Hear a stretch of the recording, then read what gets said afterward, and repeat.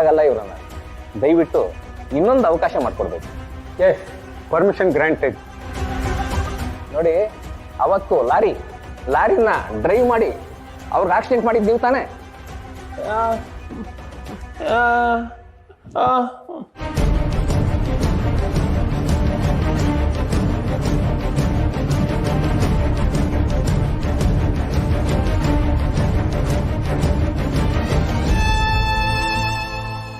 ಸಿದ್ದು ಅವರೇ, ಇಲ್ಲಿ ಅಣ್ಣ ಹೇಳ್ತಿರೋದು ಯಾರಿಗೂ ಅರ್ಥ ಆಗ್ತಿಲ್ಲ, ಅವ್ರು ಹೇಳ್ತಿರೋದು ಅಣ್ಣನಿಗೂ ಅರ್ಥ ಆಗ್ತಿಲ್ಲ.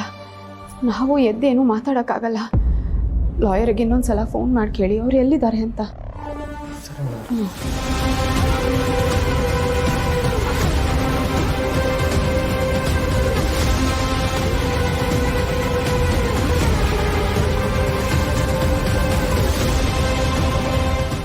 ನೋಡಿ, ನೀವು ಈ ಥರ ಪ್ರಶ್ನೆ ಕೇಳ್ತಿರೋದು ಅವ್ನಿಗೆ ಅರ್ಥ ಆಗ್ತಿಲ್ಲ.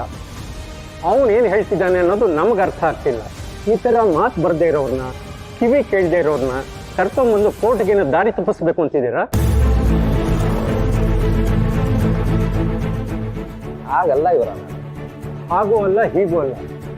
ನೀವು ಕೇಳ್ತಾ ಇರೋ ಪ್ರಶ್ನೆಗೆ ಅವ್ನು ಉತ್ತರ ಕೊಡೋಕ್ಕಾಗ್ತಿಲ್ಲ ಅಂದಮೇಲೆ ಅವನು ಅಪರಾಧಿ ಅಂತ ಹೇಗ್ರಿ ನೀವು ಪ್ರೂವ್ ಮಾಡ್ತೀರಾ?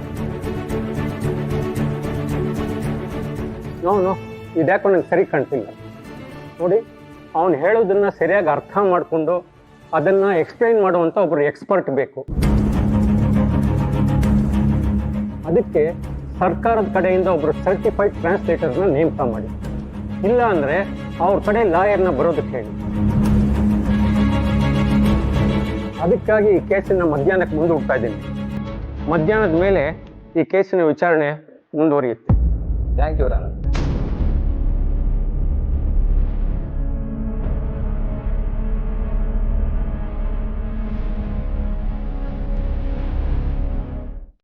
ರವಿ, ನೀನು ನನ್ನ ಜೊತೆ ಬರ್ತೀಯಾ?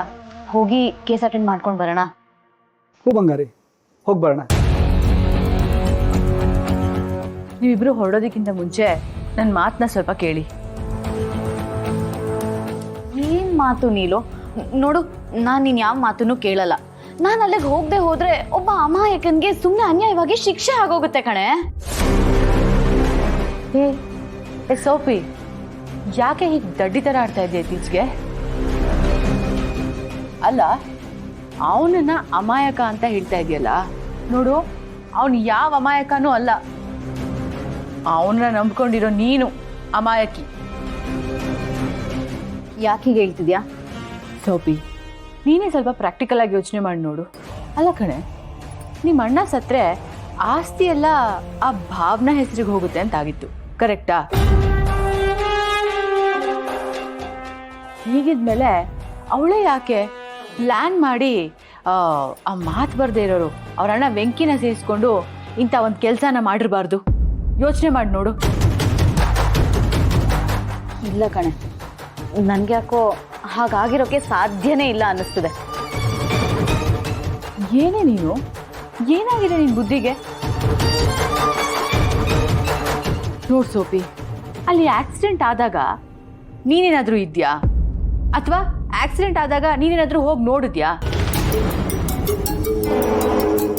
ನೀನು ಗೊತ್ತಿರೋರು ಯಾರಾದರೂ ಅಲ್ಲಿ ಏನು ನಡೀತು, ಏನಾಗಿದೆ ಅನ್ನೋದನ್ನ ನೋಡ್ಕೊಂಬಂದು ನಿನಗೆ ಹೇಳಿದ್ರಾ? ಇಲ್ಲ ತಾನೆ? ಮತ್ತೆ ಹೌದು ಬಂಗಾರಿ, ನೀಲು ಅವ್ರು ಹೇಳ್ತಿರೋದು ನೋಡಿದ್ರೆ ನನಗೂ ಹಾಗೆ ಅನಿಸ್ತಿದೆ.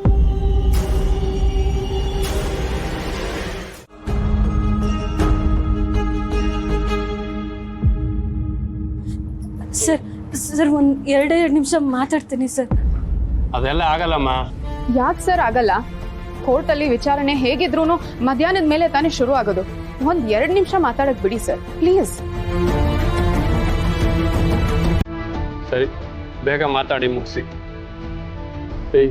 ಹುಷಾರಾಗಿ ನೋಡ್ಕೊಡ್ರಿ. ಓಕೆ ನೋಡು, ಧೈರ್ಯವಾಗಿರು. ನೀನ್ ಯಾವ ತಪ್ಪು ಮಾಡಿಲ್ಲ ಅಂತ ನನಗೆ ಚೆನ್ನಾಗಿ ಗೊತ್ತು. ಮೊದಲು ನಾನು ಹೋಗಿ ಲಾಯರ್ ಯಾಕೆ ಬಂದಿಲ್ಲ ಅಂತ ಕೇಳ್ಕೊಂಡ್ ಬರ್ತೀನಿ. ಅವ್ರು ಕೇಳೋ ಪ್ರಶ್ನೆಗೆಲ್ಲ ಸರಿಯಾಗಿ ಉತ್ತರ ಕೊಡು.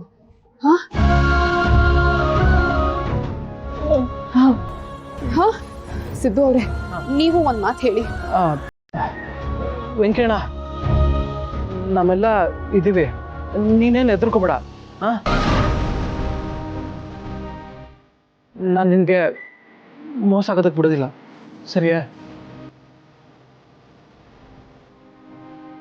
ಅದಕ್ಕೆ ನೀವು ಅಣ್ಣನ ಹತ್ರ ಮಾತಾಡ್ತೀರಿ, ನಾನು ಹೋಗಿ ಲಾಯರ್ನ ಕರ್ಕೊಂಡು ಬರ್ತೀನಿ. ಹಾಂ ಸಿದ್ದು ಅವರೇ, ಬನ್ನಿ ಹೋಗೋಣ.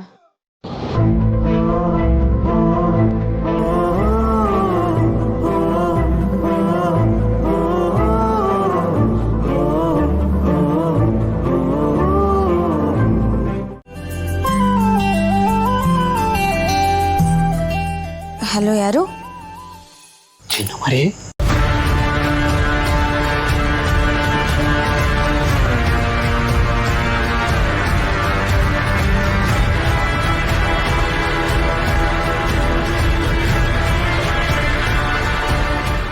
ಅಯ್ಯೋ, ಅವ್ರಿಗೆ ನನ್ನ ಧ್ವನಿ ಗೊತ್ತಾಗೋಯ್ತಾ?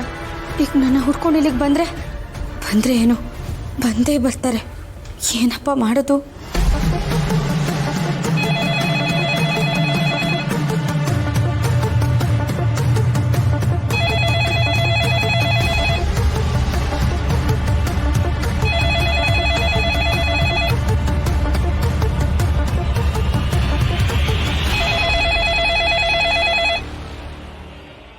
ಹಲೋ, ಹಾಂ ಜಯಂತ್ ಸರ್, ಹಾಯ್, ನೀವಾ?